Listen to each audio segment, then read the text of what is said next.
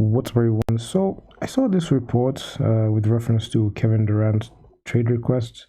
So the next Nets governor supports the front office coaches in wake of KD's trade demand. So Joe Tsai, um, he was quoted as saying, "Our front office and coaching staff have my support.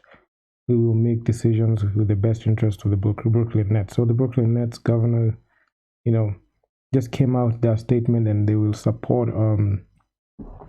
the decision that will favor the Brooklyn Nets.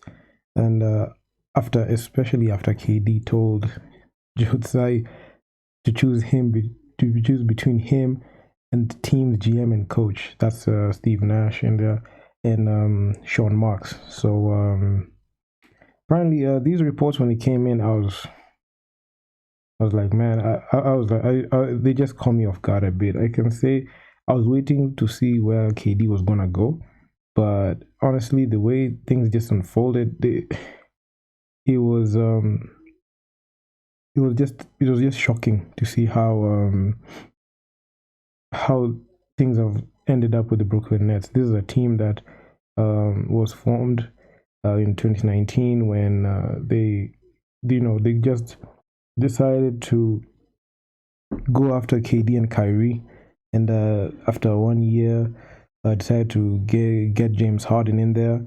James Harden got traded in deadline for Ben Simmons, who is yet to play a single minute for the Brooklyn Nets. And Kyrie, with his antics, KD got injured, so it was just a heartbreaking season for a Brooklyn Nets fan. But all I can say is this whole situation, the way it has unfolded for the Brooklyn Nets, is going to force GMs and owners, when they discuss the new CBA that will be due in 2025.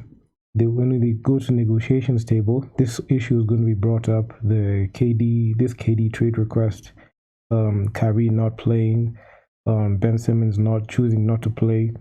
So this whole situation is going to blow over, and it's going to cost the players a lot of money, because the players get 50%, 51% of the revenue the NBA makes goes to the player salaries. So salaries are going to take a huge hit, because you can't have the players having a lot of authority like that, and they're able to lord over a franchise the way KD is.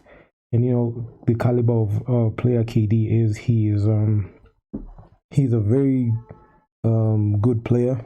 Not even good, he's a great player. I have him in my top 5 list, and he has just accomplished so much. He's a 2-time champion, 2-time Finals MVP, but his failure to lead the Brooklyn Nets to any success has been evident from the past season, even this season. So his trade request really puts the Nets on the spot, and hopefully the Nets are able to get a good trade partner. I don't know how much the other team is gonna willing to give up, because the caliber of player KD is, he's an all-time great player.